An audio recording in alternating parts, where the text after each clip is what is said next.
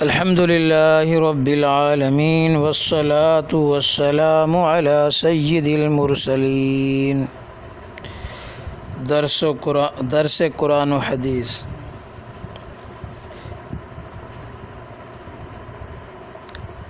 سامعین محترم، اللہ تعالیٰ کے خوف، گناہوں پر ندامت یعنی پشیمان ہونا، شکر نعمت اور باری تعالیٰ کی عظمت کو اپنے سامنے موجود پاتے ہوئے اس پر رونا ایمان کی دلیل ہے۔ اللہ تعالیٰ سے ڈرنے والے سچے مومن کی آنکھوں سے بہنے والے آنسو گناہوں کی نجاست کو دھو کر صاف کر دیتے ہیں، باطن کی پیاسی زمین سیراب ہو جاتی ہے اور اس کے اندر معرفت اور یقین کی کھیتی اگ جاتی ہے، دل کو سکون ملتا ہے، جہنم کی آگ حرام ہو جاتی ہے اور چند آنسوؤں سے اللہ تعالیٰ کا وہ قرب نصیب ہوتا ہے جو سینکڑوں نوافل سے بھی نصیب نہیں ہوتا۔ اللہ تعالیٰ نے قرآن کریم میں ایسے لوگوں کا تذکرہ فرمایا ہے جن کی آنکھوں سے اللہ کے خوف اور کلام الہی یعنی قرآن مجید کی عظمت کی وجہ سے آنسو چھلک پڑتے ہیں۔ سورہ بنی اسرائیل میں اللہ تبارک و تعالیٰ فرماتا ہے، جس کا ترجمہ ہے کہ جو قرآنی آیات سن کر روتے ہوئے سجدے میں گر پڑتے ہیں۔ ارشاد باری تعالیٰ ہے، آپ کہہ دیجئے اے پیغمبر کہ آپ اس پر ایمان لاؤ نہ لاؤ جن لوگوں کو اس سے پہلے علم دیا جا چکا ہے، جب یہ ان کے سامنے پڑھا جاتا ہے وہ ٹھوڑیوں کے بل سجدے میں گر پڑتے ہیں اور کہتے ہیں کہ پاک ہے ہمارا پروردگار، بے شک ہمارا پروردگار اپنے وعدے کو ضرور پورا کرتا ہے، اور ٹھوڑیوں کے بل گرتے ہیں، روتے ہیں، اور یہ قرآن ان کا خشوع اور خضوع اور بڑھا دیتا ہے۔ سرور کائنات صلی اللہ علیہ وسلم کی مختلف احادیث میں خشیت الہی کی وجہ سے رونا اور گریہ و بکا کرنا، عاجزی کے ساتھ اللہ کے سامنے گڑ گڑانا، اس کی بڑی فضیلت بیان ہوئی ہے۔ حضرت ابن عباس رضی اللہ تعالی عنہ سے روایت ہے، فرماتے ہیں کہ میں نے رسول اللہ صلی اللہ علیہ وسلم کو یہ فرماتے ہوئے سنا کہ دو آنکھوں کو آگ نہیں چھو سکے گی، ایک وہ آنکھ جو اللہ تعالیٰ کے خوف سے روتی ہے، اور دوسری وہ آنکھ جو اللہ کی رضا کے لیے پہرا دیتے ہوئے رات کو بیدار رہتی ہے۔ یہ ترمذی شریف کی حدیث ہے۔ ترمذی شریف کی ایک اور حدیث ابو ہریرہ رضی اللہ تعالی عنہ سے ہی روایت ہے کہ رسول اللہ صلی اللہ علیہ وسلم نے فرمایا، جو شخص اللہ کے خوف سے روتا ہو وہ دوزخ میں نہیں جائے گا جب تک کہ دودھ تھنوں میں واپس چلا جائے۔ اب ظاہر ہے جس طرح دودھ تھنوں میں واپس نہیں جا سکتا، ناممکن ہے، محال ہے، تو اس طرح اللہ کے خوف سے رونے والا دوزخ میں نہیں جا سکتا، ناممکن اور محال ہے۔ اور اللہ تعالیٰ کے راستے کا غبار یعنی اللہ کے راستے جہاد فی سبیل اللہ میں جو ہے مٹی اپنے اوپر برداشت کرنا اور جو ہے اس طرح تکالیف برداشت کرنا، حضور صلی اللہ علیہ وسلم نے فرمایا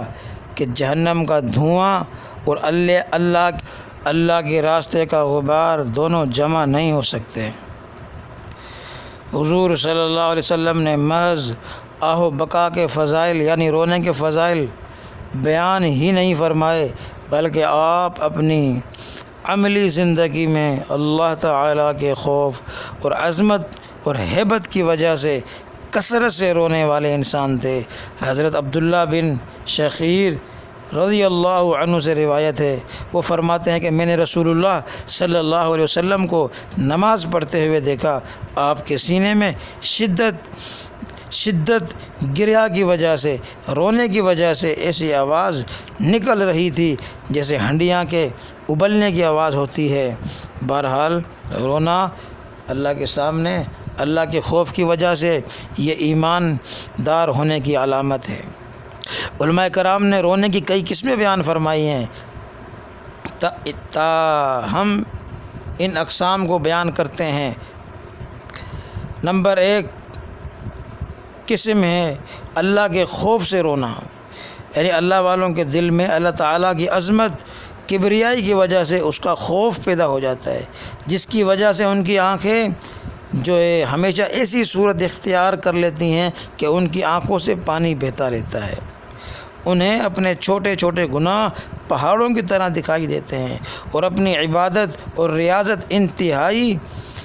جو ہے قلیل محسوس ہوتی ہے، چھوٹی محسوس ہوتی ہے۔ ان میں سے سالہ سال راتوں کو جاگ کر ذکر و فکر، عبادت، تلاوت مصروف رہے، لیکن اس کے باوجود دنیا سے رخصت ہوتے ہوئے ان کی زبان پر یہی تھا کہ ما عبدناک حق عبادک، اے اللہ ہمیں معاف کر دینا، ہم سے تیری عبادت کا حق ادا نہیں ہو سکا۔ یہ لوگ اپنا سب کچھ اللہ تعالیٰ کی راہ میں لٹا دیتے ہیں، پھر بھی اس خوف سے روتے رہتے ہیں کہ پتہ نہیں اللہ تعالیٰ کی بارگاہ میں یہ عمل قبول ہوا بھی یا نہیں ہوا۔ دوسرا قسم تلاوت کے وقت رونا، جن لوگوں کے دل میں کلام اللہ کی، قرآن کی عظمت ہوتی ہے اور ان کے سینے ایمان کے نور سے منور ہوتے ہیں اور انہیں رب العالمین ذوالجلال کی کبریائی اور بے نیازی کا احساس ہوتا ہے، انہیں جو ہے اس بات کا ڈر ہوتا ہے کہ یوم الجزا کی گرفت کہیں ہم پر نہ آ جائے، قیامت کے دن اللہ ہمارے اعمال کی وجہ سے ہمیں پکڑ نہ لے۔ تو وہ جب قرآن پڑھتے ہیں اور سنتے ہیں تو ان کی آنکھوں سے آنسو جھلک پڑتے ہیں، ان کے جسم کے رونگٹے کھڑے ہو جاتے ہیں اور ان کا دل کانپ اٹھتا ہے۔ خود سید المعصومین صلی اللہ علیہ وسلم کا تلاوت کے وقت یہی حال ہوتا تھا اور یہی نقشہ ہمیں صحابہ کرام کے اندر نظر آیا، خصوصاً صدیق اکبر رضی اللہ تعالی عنہ جب تلاوت فرماتے تو آپ اپنی آنکھوں پر قابو نہ پاتے، بلکہ آپ کی آنکھوں سے آنسو جاری ہو جاتے۔ مشرکین مکہ، عورتیں، بچے آپ کے ارد گرد جمع ہو جاتے اور آپ کی تلاوت سنتے، اور مشرکین قریش کے سردار جب وہ ابوبکر کی تلاوت سنتے تو وہ یہ کہتے کہ اس بندے پر پابندی لگائی جائے کہ یہ قرآن کی تلاوت نہ کرے، کیوں؟ یہ قرآن پڑھتا ہے، تلاوت کرتا ہے اور اس طرح روتا ہے، اس کا اتنا اثر ہوتا ہے کہ کہیں ہمارے کافر لوگ مسلمان نہ ہو جائیں۔ یہاں تک لکھا ہے، اس حوالے سے صحابہ کرام کے واقعات بے شمار ہیں۔ امام غزالی رحمۃ اللہ علیہ نے لکھا ہے کہ تلاوت قرآن کے وقت صحابہ کرام رضی اللہ تعالی عنہم کی عجیب حالت ہوتی تھی۔ ان میں بعض ایسے تھے جو جھومتے تھے، بعض ایسے تھے جو روتے تھے، اور بعض ایسے تھے جو بے ہوش ہو جاتے تھے، اور بعض ایسے تھے جو بے ہوشی کی حالت میں انتقال فرما گئے تھے۔ ہم ان ساری کیفیات سے محروم ہیں، اس لیے کہ تلاوت کے وقت نہ تو ہمارے دل میں کلام اللہ کی عظمت کا احساس ہوتا ہے، نہ ہی ہم غور و تدبر کے ساتھ سمجھ کر تلاوت کرتے ہیں اور سنتے ہیں۔ شکر کی وجہ سے رونا، اللہ تعالیٰ جب اپنے مخصوص بندوں کو کوئی دینی یا دنیاوی نعمت عطا فرماتا ہے تو تب بھی ان کی آنکھوں سے بے اختیار آنسو نکل آتے ہیں۔ یہ آنسو اللہ تعالیٰ کا شکر ادا کرنے کے لیے ہوتے ہیں، اور یہ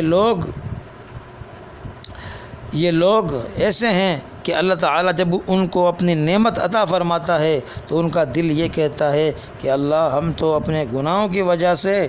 سزا کے قابل تھے،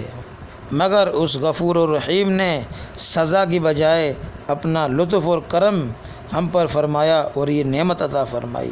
یاد ہوگا ایک بار سیدہ عائشہ صدیقہ رضی اللہ تعالی عنہا جب نبی کریم صلی اللہ علیہ وسلم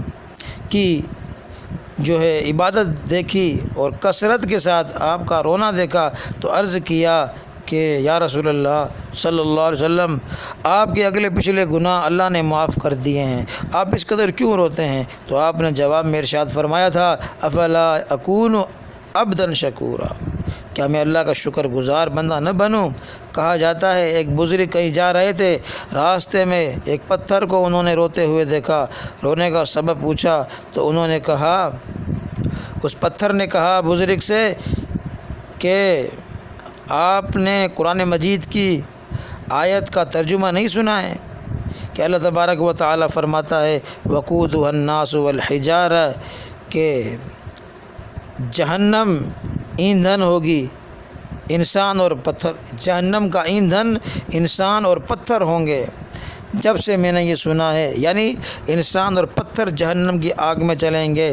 تو جب سے میں نے یہ سنا ہے تب سے جہنم کے خوف سے روتا ہوں۔ یہ پتھر کی حالت ہے۔ اس بزرگ نے اللہ تعالیٰ سے دعا مانگی کہ اے باری تعالیٰ اس پتھر کو جہنم کا ایندھن نہ بنانا۔ دعا قبول ہو گئی، وہ بزرگ آگے چلے گئے۔ کچھ دنوں کے بعد واپسی اسی راستے سے گزرے، دیکھا کہ وہ پتھر پھر رو رہا ہے۔ بزرگ نے پوچھا اب کیوں رو رہے ہو؟ انہوں نے جواب دیا کہ ذالک بقاء الخوف وہذا بقاء الشکر والسرور،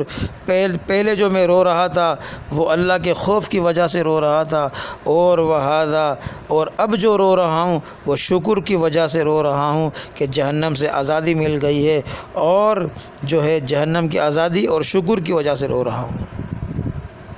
تو میرے بھائیوں، اللہ تبارک و تعالی کے سامنے رونا یہ ایماندار ہونے کی علامت ہے۔ آخر میں